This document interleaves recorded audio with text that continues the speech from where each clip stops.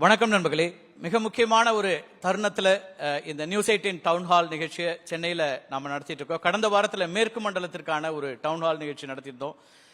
மத்திய அமைச்சர் திருமிகு பியூஷ் கோயல் உள்ளிட்டவர்கள் அந்த நிகழ்ச்சியில் கலந்து கொண்டார்கள். அதே போல தமிழ்நாட்டினுடைய வெவ்வேறு களங்களில் பல்வேறு நிகழ்ச்சிகளை நடத்தி கொண்டிருக்கிறோம். கிட்டத்தட்ட 15க்கும் மேற்பட்ட மாவட்டங்களில் தேர்தல் விழிப்புணர்வு பேரணிகளை அந்தந்த மாவட்ட ஆட்சியர்களை கொண்டு ஆயிரக்கணக்கான மாணவர்கள் பங்கேற்கக்கூடிய நிகழ்ச்சிகள், அதே போல மாணவர்கள் முதல் தலைமுறையாக வாக்களிக்கக்கூடியவர்களுடைய வாக்குப்பதிவு நிகழ்ச்சி அப்படின்னு பல்வேறு நிகழ்ச்சிகள் நடத்துகிறோம்.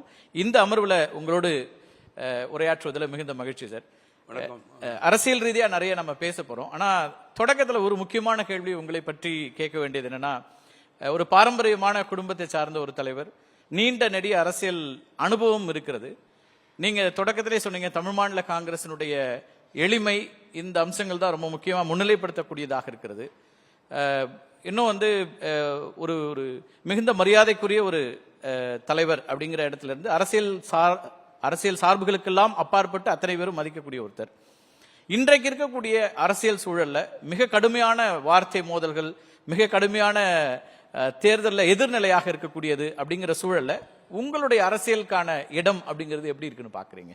நீங்கள் மேற்கொள்ளக்கூடிய எளிமை, அதே போல எல்லோரிடமும் நீங்க உங்களுடைய உரையாடல் அல்லது நீங்க எடுத்து வைக்கக்கூடிய அந்த அரசியல் தன்மை அப்படிங்கறத எப்படி பாக்குறீங்க இந்த காலத்துக்கு? பெருந்தலைவர் காமராஜருடைய ஆட்சியை பொற்கால ஆட்சி என்று கூறுகிறோம். பொற்கால ஆட்சிக்கு காரணம் நேர்மை, எளிமை, தூய்மை, வெளிப்படை தன்மை மட்டுமல்ல. இந்தியாவினுடைய முதல் மாநிலமாக தமிழகம் திகழ்ந்தது. அதற்கு காரணம் கல்வி, தொழில், சுகாதாரம், முக்கியமாக விவசாயம்.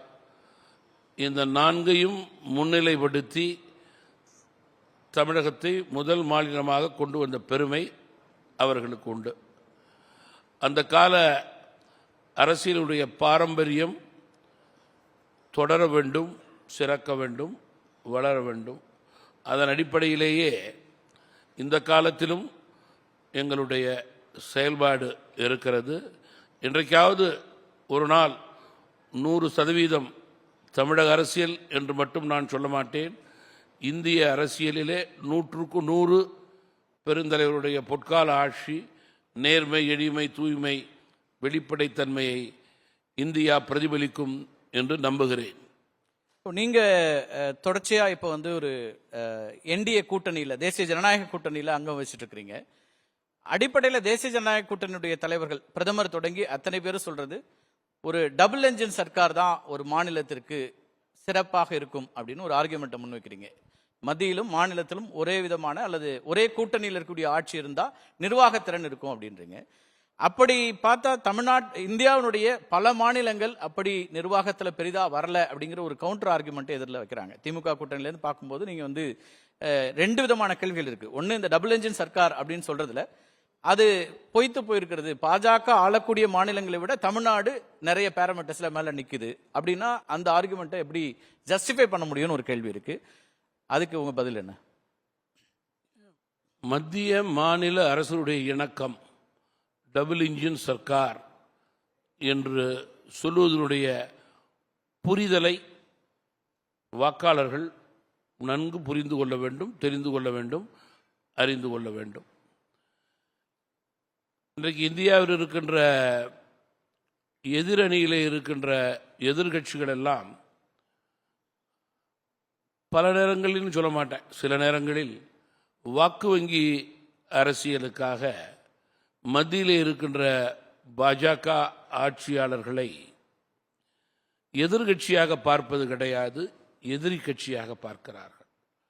அதன் அடிப்படையிலே தங்களுடைய மாநிலத்தினுடைய வளர்ச்சியில் கூட அவர்கள் மத்திய அரசோடு ஒத்துப்போகாமல் வேறுபாடோடு இருப்பதனால் அந்த மாநில அரசனுடைய வளர்ச்சி குன்றுகிறது, குறைகிறது. மாநில சுயாட்சி அப்படின்னு பேசுறது நீங்க எதிரி நிலை அப்படின்னு பாக்குறீங்களா? மாநிலத்துக்கான உரிமை அப்படின்னு பேசல. மாநில சுயாட்சி எதிரி என்ற பிரச்சனைக்கே நான் இப்பொழுது வரல. நான் சொல்றது, ஒரு மத்திய அரசு மாற்றான்தான் மனப்பான்மை இல்லாமல் இந்தியா வளர வேண்டும், உயர வேண்டும், ஒரு சக்தியாக வர வேண்டும் என்று படிப்படியாக உயர்த்தி கொண்டிருக்கும் போது அதற்கு எல்லா மாநிலத்தினுடைய உதவியும் தேவை, அவர்களுடைய ஒத்துழைப்பும் தேவை. அப்படி இருக்கும்போது குறிப்பிட்ட எதிர்கட்சியினுடைய மாநிலங்கள் அதற்கு தடையாக இருக்கும்போது மத்திய அரசுடைய திட்டங்கள் தங்குதடையின்றி தாமதமின்றி வருவதற்கு அந்த அரசாங்கமே தடையாக இருக்கும்போது மக்கள் நினைக்கக்கூடிய டெவலப்மெண்ட் வருவது கிடையாது. அதற்குத்தான் மத்திய மாநில அரசுடைய இணக்கம், குறிப்பாக தமிழகத்தினுடைய வருங்கால வெற்றி என்று நான் குறிப்பிட்டேன். இப்ப அந்த இணக்கம் அப்படிங்கிற இடத்துல இருந்து என்ன சொல்றாங்கன்னா, இப்ப ஒரு மாநில சுயாட்சி அல்லது மாநிலத்திற்கு ஒரு கட்சி மக்களால் தேர்ந்தெடுக்கப்படக்கூடிய ஒரு ஆட்சிக்கு மத்திய அரசாங்கம் இணக்கமா தான் இருந்தாதான் நிதி உதவி கொடுப்போம்ன்றதே முதல்ல சரியில்லையேன்னு விமர்சனம் வைக்கிறாங்க. நிதி கொடுக்கறதுல ஆரம்பிச்சு நிதி ஒதுக்கீடு ரொம்ப குறைவா இருக்குன்றாங்க. இன்னைக்கு ஹாட் டாபிக்கா இருக்கிறது டீலிமிட்டேஷனை கொண்டு வராங்க. தொகுதி மறுவரையில தமிழ்நாடு பாதிக்குது, கேரளா பாதிக்குது, தென் மாநிலங்கள் பாதிக்குது.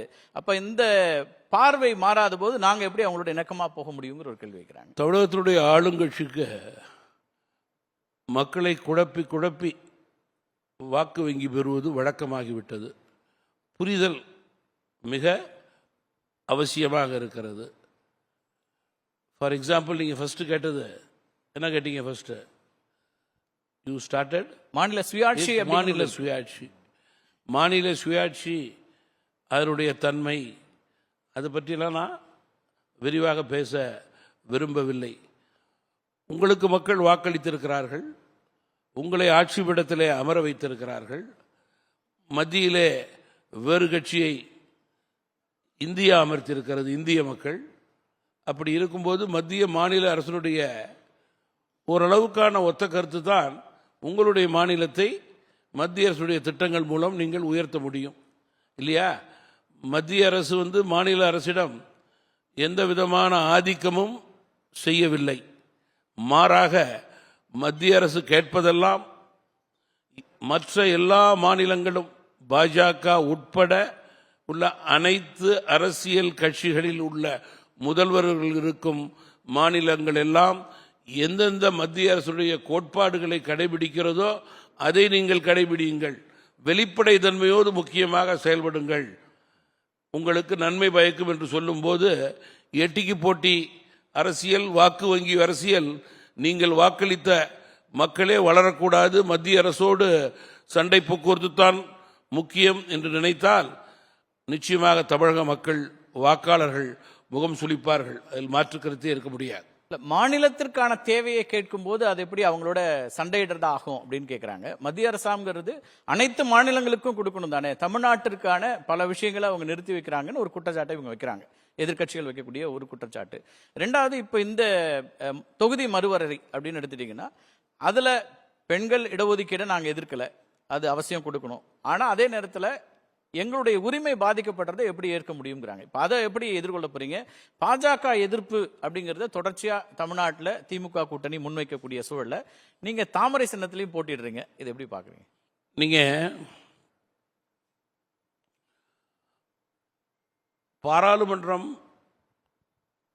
துவங்குவதற்கு முன்பே மக்கள் மத்தியிலே ஒரு நரேட்டிவ் செட் பண்றது, இது இப்படித்தான் இருக்கும், இப்படி இருக்காது என்று மீண்டும் தேர்தலுக்காக வாக்கு வங்கிக்காக மக்களை குழப்பக்கூடிய நிலை, அது தவறு என்பது என்னுடைய தாழ்மையான கருத்து. பாராளுமன்றத்தினுடைய நோக்கம் இந்தியாவுக்கு நன்மை பயக்கக்கூடிய பணிகள். தமிழகத்தை பொறுத்தவரையிலே உங்கள் உரிமைகளை கேட்பது உங்களுடைய கடமை, அதை யாரும் தடுக்கவில்லை. இந்தியாவுக்கு அப்படி என்றால் தமிழகம் இந்தியாவுக்குள்ளதான் இருக்கு. எல்லா மாநிலங்களுக்கும் மாற்றாந்தான் மனப்பான்மை இல்லாமல் நன்மை பயக்க வேண்டும் என்று மத்திய அரசு நினைக்கும் போது நம்மை காண்பித்து குறை கூறுவது தவறு. நம்முடைய கடமையை, உரிமையை கேட்பது, உரிமையை பெறுவது திமுகவுடைய கடமை, அவர் கூட்டணி கடமை இல்லை, எங்களுடைய கூட்டணியினுடைய கடமையும் கூட. அதை நாங்கள் முறையே சரியே செய்கிறோம். டீலிமிட்டேஷனை பற்றி தெல்ல தெளிவாக சொன்ன பிறகு கூட பீட்டிங் அரவுண்ட் த புஷ், திரும்ப திரும்ப திரும்ப மக்களை அதிலே குழப்பித்தான் ஆவோம், அதிலே வாக்கு வங்கி பெறுவோம் என்று நினைப்பது நல்ல அரசியலுக்கு எடுத்துக்காட்டு இல்லை. எந்த விதத்துல குழப்பறாங்கன்னு நினைக்கிறீங்க? இவங்களா ஒரு நம்பரை தீர்மானிக்கிறது யாரு? அதுக்குன்னு ஒரு குழு இருக்கு, ஒரு அமைப்பு இருக்கு இல்லையா, ஒரு பாலிசி இருக்கு, ஒரு பிரின்சிபல் இருக்கு, ஒரு கைட்லைன் இருக்கு, ஒரு யார்ட் ஸ்டிக் இருக்கு. இவைகளெல்லாம் வச்சு தீர்மானிக்கக்கூடியதை தமிழகத்தினுடைய சில அரசியல் தலைவர்கள் மேடை பேச்சிற்காக மக்களை ஏமாற்றுவதற்காக மனமாற்றத்திற்காக பேசுவது என்பது நல்ல செய்தியாக இருக்காது. தமிழ்நாட்டிற்கோ அல்லது தென் மாநிலங்களுக்கோ தொகுதிகளுடைய எண்ணிக்கை குறையாது அப்படின்னு சொல்ல முடியுமா? சதவீத கணக்குல கூடும் என்பதில் மாற்று கருத்து. எல்லா மாநிலங்களுக்கும் கூடுது, அதே விதத்துல உத்தரப்பிரதேசத்துக்கு கூடக்கூடிய அளவுல தமிழ்நாட்டிற்கும் நீங்க உங்ககிட்ட எக்ஸ்பிளனேஷன் கூற வேண்டியது இல்லை. சீனியர் மோஸ்ட் பர்சன் இந்த ஃபீல்டு. உத்தரப்பிரதேசில் எவ்வளவு டிஸ்ட்ரிக்ட் இருக்கு, நமக்கு எவ்வளோ டிஸ்ட்ரிக்ட் இருக்கு, நம்முடைய பரப்பளவு எவ்வளோ, அவருடைய பரப்பளவு எவ்வளவோ. உத்தரப்பிரதேசம் 2ஆ பிரிக்கிறாங்க, 3ஆ பிரிக்கணும்னு கேட்குறாங்க. அதெல்லாம் இங்கே கேட்க முடியுமா? உத்தரப்பிரதேசம் செய்கிறதெல்லாம் இங்கே செய்ய முடியுமா? நமக்குன்னு இருக்கிறத நம்ம நியாயமாக, முறையாக, சரியாக, வலுவாக பெற்றுக்கொள்வது நம்முடைய உரிமை. அதற்கு எல்லோரும் துணை நிற்கிறோம். அதில் என்ன மாற்று கருத்து இருக்கு?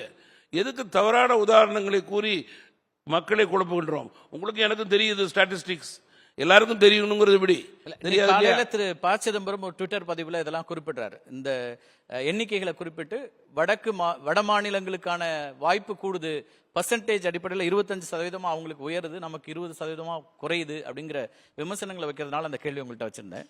தொடர்ச்சியா தேசிய ஜனநாயக கூட்டணியில பயணிக்கக்கூடிய ஒருத்தர், அதிமுக பாஜக ஒன்றாக வர வேண்டும்ங்கிற விருப்பப்பட்ட ஒருத்தர், அதுக்காக தொடர்ச்சியா நீங்க பேசிக்கொண்டு இருந்தீங்க.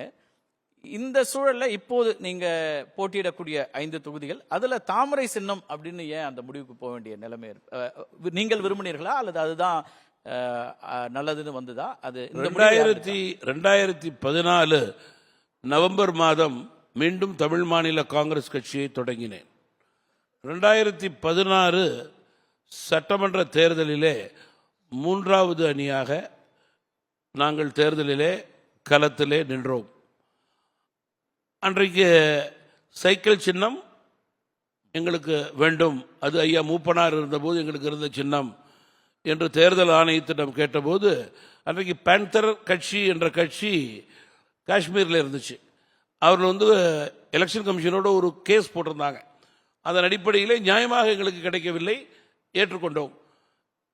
தோப்பு சின்னத்தை பெற்றுக்கொண்டோம். 16க்கு அப்புறம் 19 பார்லிமெண்ட் எலெக்ஷன். 19 பார்லிமெண்ட் எலெக்ஷனில் நாங்கள் ஒரே சீட்டு, ஒரு ராஜ்யசபா. திரும்பி அதே கேஸ், வேற சின்னம் மாற்றணும், இன்னும் பாப்புலராக இருக்குன்னாங்கன்னு ஆட்டோ சின்னத்தில் நின்னோம். அதுக்கப்புறம் 21 அதிமுகவோட, அப்போ நான் ராஜ்யசபா மெம்பராக இருக்கேன், ராஜ்யசபாவோட 6 சீட், 12 சீட்டுன்னா தான் சின்னம். 2 பாப்புலர் சின்னத்தில் நின்னாச்சு, வெல்ல முடியவில்லை. இரட்டையில நிற்கிறோம்னு கட்சியினுடைய எண்ணங்களை பிரதிபலித்தேன். நான் ஆஸ் எ பாலிசி டிசிஷன் யாரோட கூட்டணி இருக்கணுமோ அவங்களோட இருந்தேன். ஏன்னா எங்களுக்கு சிம்பிள் கிடைக்கல. 16க்கு அப்புறம் உங்களுக்கு திரும்ப தேர்தல், 21 சட்டமன்றம், 21 சட்டமன்றம், பாராளுமன்றம் நடந்துச்சு இல்லையா? 24 அதுக்கப்புறம் 24 பாராளுமன்றம் நடந்துச்சு. 24 பாராளுமன்றத்தில் எங்களுக்கு 3 நாடாளுமன்றம் கிடைச்சிச்சு. நாங்கள் விரும்பிய சைக்கிள் சின்னத்திலே நின்னோம். அதுக்கு யாரும் தடை கிடையாது. எங்களுக்கு என்ன சின்னம் வேணுமோ அதை கேட்டோம், அதில் நின்னோம். That was our thinking always. We did not get because of election commission's rule. இப்போ இந்த தேர்தலில் மீண்டும் எங்களுக்கு 5 தொகுதி தான். எல்லா கட்சிகளும் தங்களுடைய சீட்டுகளை எண்ணம் தான் முக்கியம், எண்ணிக்கை முக்கியம் அல்ல, ஜெயிக்கிறது தான் முக்கியம்னு பகிர்ந்து கொண்டோம். 5 தொகுதிகள். 5 தொகுதிகள் போதே கட்சியில் உட்காந்து பேசினேன். பிரின்சிபல் பாலிசி 2, ஒன்று புது சின்னம், ஏன்னா சைக்கிள் கிடைக்கல, இல்லாட்டி இருக்கிற கூட்டணியினுடைய சின்னம். புது சின்னம்னா சைக்கிள் நிக்கலாம், சைக்கிள் நிக்க முடியாது, டேபிள் நிக்கலாம், சேர்ல நிக்கலாம், சோஃபால நிக்கலாம், புதிதா அதை கொண்டு கார்ல போய் சேர்க்க நிக்கலாம். வேண்டியிருக்கும். அதுதான் முதல் கட்சியினுடைய கலந்துரையாடல். இல்ல புது சிம்பிள் என்ன ரீச் பண்ண முடியாது, பை பிரின்சிபல் ரெட்டையில அந்த கட்சியில் என்ன மாதிரி இந்த கட்சி பை பிரின்சிபல் நீங்க நில்லுங்க அப்படின்னாங்க. அதன் அடிப்படையிலே தான் அதுல அந்த symbol. இரட்டை இலை அல்லது தாமரைங்கிறதுல ஏன் தாமரைங்கிற முடிவை அதுக்கு தான் சொல்றேன். அது என்ன புரிதல் அதில் இருக்கணும்னா, பை பிரின்சிபல் பாலிசி அந்த நேரத்தில் நான் அதிமுகவுடைய டைரக்ட் கூட்டணியில் இருந்தேன். இன்றைக்கு பாஜகவுடைய டைரக்ட் கூட்டணியில் நான் இருக்கேன். அதன் அடிப்படையிலே அதே பிரின்சிபல் பாலிசி அதுதான். இதுல வேற எந்த ரகசியமும் கிடையாது. ஓகே. இப்போ களத்துல 4 முனை போட்டியாக இருக்கிறது. தமிழ்நாடு முழுக்க 4 முனை போட்டி. நீங்க இப்ப என்டிஏ கூட்டணி இருக்கு, திமுக கூட்டணி இருக்கு, நாம் தமிழர் தனியா நிக்கிறாங்க, புதிதாக திரு விஜய் அவர்களுடைய தலைமையில தாவேகா இருக்குது. இது தவிரவும் 5வது முனை 6வது முனைலாம் திருமிகு சசிகலா, டாக்டர் ராம்தாஸ் அப்படிலாம் இருக்கக்கூடியதை பார்க்குறோம். ஆனால் ஒட்டுமொத்த 234 4 முனை போட்டி அப்படின்னு வரும்போது அது ஆன்டி இன்கம்பன்சியை ஸ்பிளிட் பண்ற மாதிரி ஆயிடல, ஆட்சிக்கு எதிரான வாக்குகளை அது செதறடிச்சிருமா அல்லது எப்படி பாக்குறீங்க? உங்க கூட்டணிக்கு பலமா பலவீனமா அந்த பலமுனை போட்டி? இந்த சட்டமன்ற தேர்தல் எங்கள் கூட்டணிக்கு பலமாகவே பார்க்கிறேன், பிரகாசமாக இருப்பதாகவே நான் கருதுகிறேன். 25 தொகுதிகளுக்கு மேல் என்னுடைய சுற்றுப்பயணத்தை முடித்திருக்கிறேன். இன்றைக்கு சென்னையிலே 4 மணியிலிருந்து 10 மணி வரை 6 தொகுதிக்கு செல்ல இருக்கிறேன். சென்ற இடங்களிலெல்லாம் மாற்றம்தான் முன்னேற்றம், மாற்றம் வேண்டும் என்று வாக்காளர்கள் நினைக்கிறார்கள். புதிய கட்சிகள், புதிய அணிகள் வந்தாலே பழைய கட்சிகள், பழைய அணிகளுடைய வாக்கு சிதறும் என்பதில் மாற்று கருத்தே இருக்க முடியாது. அதனால ஓட்டிங் பேட்டர்னை பொறுத்த வரைக்கும் இந்த முறை மாறத்தான் செய்யும், மாறத்தான் செய்யும். இதற்கிடையிலே இதில் பெனிஃபிட் ஆகிற போகிற கட்சி ஆன்டி இன்கம்பன்சி டிஎம்கே ஓட்டு பிரிகிறப்ப புதிய கட்சிகள் வந்தாலும் கூட அனுபவம் வாய்ந்த கட்சி, பாதுகாப்பும் வளர்ச்சியும் முக்கியம், அதற்கு மத்திய மாநில அரசுடைய இணக்கம் என்று மக்கள் நினைக்கிறார்கள் என்பதுதான் என்னுடைய கருத்தாக இருக்கு. இந்த முறை வழக்கமா மாற்றம் அப்படின்னு வேணும்னுவாங்க. 5 ஆண்டுகள், அதுக்கு பிறகு அந்த ஆட்சிக்கான மேண்டேட் தான் தேர்தல். இந்த ஆட்சி நீடிக்கணுமா வேண்டாமா அப்படிங்கிறது அல்லது அது மீதான மதிப்பீடுன்னு இருக்கும். இதுக்கு முன்னாடி தேர்தல் எல்லாம் இன்னொரு கட்சி எதிர்கட்சியா இருக்கிறது ஆட்சி அப்படின்னு மாற்றத்துக்கான ஒரே வாய்ப்பு. ஆனா இந்த முறை அப்படி இல்லையே, மாற்றத்திற்கான வாய்ப்பா இன்னும் கூடுதலா 2 பேர் இருக்கிறாங்கும் போது அவர்களுக்கான வாய்ப்பா போயிடாது. அதாவது மாற்றத்திற்கான வாய்ப்புன்னு ஏன் என்டிஏவை மக்கள் தேர்ந்தெடுப்பாங்கன்னு நினைக்கிறீங்க? சுருக்கமா சொல்லணும்னா, நான் மீண்டும் சொல்றேன், மாநில அரசுடைய வளர்ச்சி பல்வேறு துறையிலே குன்றிருக்கிறது. அதற்கு காரணம் என்னுடைய மாநில தான் சொல்லணும், வெளிப்படைத்தன்மை இல்லை. 2, பொதுநலம் குறைந்து சுயநலமாக 5 வருடமாக அரசியல் மாறிவிட்டது. மத்திய அரசோடு எதிர்ப்போக்கு. அதனால் நியாயமாக கிடைக்க வேண்டியதை விட வாக்கு வங்கிக்காக, அரசியலுக்காக தமிழக அரசியல் சூழல் அந்த ஆளுங்கட்சி வாங்க தயாராக இல்லை. எனவே மக்கள் முன்னேற்றத்தை எதிர்பார்க்கிறார்கள், மத்திய மாநில அரசுடைய ஒத்துழைப்பை எதிர்பார்க்கிறார்கள், முக்கியமாக சட்டம் ஒழுங்கு பயந்திருக்கிறார்கள், அதற்கு பாதுகாப்பு வேண்டும் என்று நினைக்கிறார்கள், அதற்கு மத்திய மாநில அரசினுடைய இணக்கம், தமிழகத்துடைய வெற்றி, அது அதிமுக தலைமையிலான என்டிஏ கூட்டணி என்று நினைக்கிறார்கள். அதே நேரத்திலே முக்கியமாக இன்னும் பல அணிகள் இருக்கிறது, புதிய அணிகள். யாரையும் நான் குறைத்து மதிப்பிடவில்லை. அவரவர்கள் அணிக்கு கொடுக்கக்கூடிய பர்சன்டேஜை மக்கள் கொடுப்பார்கள். யாராருக்கு என்ன பர்சன்டேஜ் கொடுக்கணும்னு மக்கள் நல்லா அளந்து வச்சிருக்காங்க, தெரிந்து புரிந்து வச்சிருக்கிறாங்க. எங்களுக்கு கொடுக்கக்கூடிய சதவீதம் வெற்றி சதவீதமாக இருக்கும் என்பதில் மாற்று கருத்து கிடையாது. திரு விஜய் தொடர்ச்சியா சொல்றாரு, இங்க போட்டி தாவேகா வெர்சஸ் திமுக அப்படின்னு எல்லா இடங்களையும் அவர் அதை முன்னிறுத்துறாரு. களத்துல இப்ப ஒரு வலுவான அணியாக இருக்கக்கூடிய தேசிய ஜனநாயக கூட்டணியை குறைச்சி மதிப்பிடுறாருன்னு பார்க்கணுமா, தொடர்ச்சியா களத்தில் இருக்கக்கூடிய நாம் தமிழர் அவங்க வந்து தனித்தே 8% மேல வாக்குகளை வாங்கியிருக்காங்க, நிரூபிச்சிருக்கிறாங்க. அப்ப இதை எப்படி பாக்குறீங்க? இந்த காயினேஜ் அப்படிங்கறத எப்படி பாக்குறீங்க? இப்போ தமாகவுடைய தலைவர் என்ற முறையில் நான் அதிமுக தலைமையிலான என்டிஏ கூட்டணியில் இருக்கேன். நான் உறுதியாக சொல்கிறேன், நம்பிக்கையோடு சொல்கிறேன், அதிமுக கூட்டணிக்கும் திமுக கூட்டணிக்கும் தான் போட்டி. அதிமுக தான் வெற்றி பெறப்போகுது. அதனால் நான் புதிய கட்சிகளை குறைத்து மதிப்பிட தயாராகவில்லை. அவர்களுக்கு முதல் சுற்றிலே, முதல் சட்டமன்ற தேர்தலிலே, புதிய தேர்தலிலே கிடைக்கக்கூடிய மரியாதை கிடைக்கும் என்று நான் நம்புகிறேன். ஒரு கிளியர் மெஜாரிட்டி வரும்னு நினைக்கிறீங்களா, அல்லது தொங்கு சட்டமன்றத்தை நோக்கி நகரும்னு பாக்குறீங்களா? ஏன்னா நிறைய ஒப்பீனியன் போல்ஸ் வருது, அதெல்லாம் கவனிக்கிறீங்களா? இதெல்லாம் எப்படி பாக்குறீங்க? ஒரு கிளியர் மேண்டேட் இருக்கும் அப்படின்னு பாக்குறீங்களா? ஒப்பீனியன் போல்ஸ் ஜென்ரலாக பார்க்கறது தான், அதை முழுசாக நான் ஏற்றுக்கிறது கிடையாது. நான் நேரடியாக போகிறேன் களத்துக்கு, மக்களை சந்திக்கிறேன், பேசுகிறேன். மக்கள் கணிப்பு இறுதி என்னுடைய கணிப்பு. ஓவராலாக பார்த்தா I personally feel the 25+ constituency எனக்கு வந்து தமிழகத்தில் இருந்து என்னுடைய இயக்கத்திலிருந்து வர தகவல்கள்லாம் பார்த்தா நிச்சயமாக ஆன்டி இன்கம்பன்சி இருக்குது. அந்த வேவ் வெளியில் பெருசாக தெரியல. But that is an under ground wave against the government. அந்த ஆன்டி இன்கம்பன்சி வேவில் பெனிஃபிட் ஆகிற நம்பிக்கையான முதல் கட்சி அதிமுக என்டிஏ கூட்டணியாக தான் சொல்கிறாங்க. அதனால் அந்த தொங்கு பாலத்துக்கு அவசியம் இருக்காது. ஒருவேளை தேசிய ஜனநாயக கட்சி கூட்டணி வெற்றி பெறுகிறதுனா அது கூட்டணி ஆட்சியா இருக்குமா அல்லது அதிமுக ஆட்சியா இருக்குமா? புரியல. உங்களுடைய கூட்டணி வெற்றி பெற்றால் அது கூட்டணி ஆட்சியா இருக்குமா அல்லது அதிமுக தலைமையிலான தனித்த அதிமுக? நீங்க 25 கான்ஸ்டுவன்சி இன்னும் ஒரு வாரம் இருக்கு. இப்போ என்னுடைய கணிப்பு நாட் லெஸ் தேன் 150, 155. அதில் மோர் தேன் 120 ஏடிஎம்கே. நாங்கள் ஆல்ரெடி 35, 40 இருக்கிறப்ப அதை பற்றி தற்போது சிந்திக்க வேண்டிய அவசியம் இல்லை. இல்ல அதுல ஒரு ஏன்னா என்டிஏ ஆட்சின்னு தொடர்ச்சியா பிஜேபி தலைவர்கள் சொல்லிட்டு இருக்கிறதுனால அந்த கேள்வி தொடர்ச்சியா வந்துகிட்டே இருக்குது. அது என்ன கூட்டணி ஆட்சியா அல்லது தனித்த ஆட்சியா?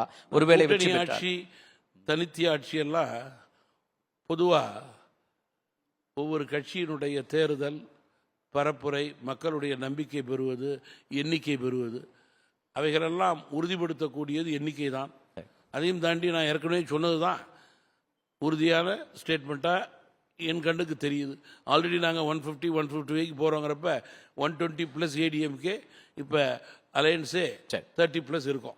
தொடர்ச்சியா இறுதி கேள்வி எடுத்துங்க. தொடர்ச்சியா தமிழ்நாட்டை பொறுத்த வரைக்கும் இப்போ திமுக கூட்டணி, திமுக தலைமையில் இருக்கக்கூடிய மதச்சார்பற்ற கூட்டணி, அவங்க முன்வைக்கிறது வந்து பிஜேபி எதிர்ப்பு அப்படிங்கிறத மையப்படுத்திய தேர்தலாகத்தான் இருக்குது.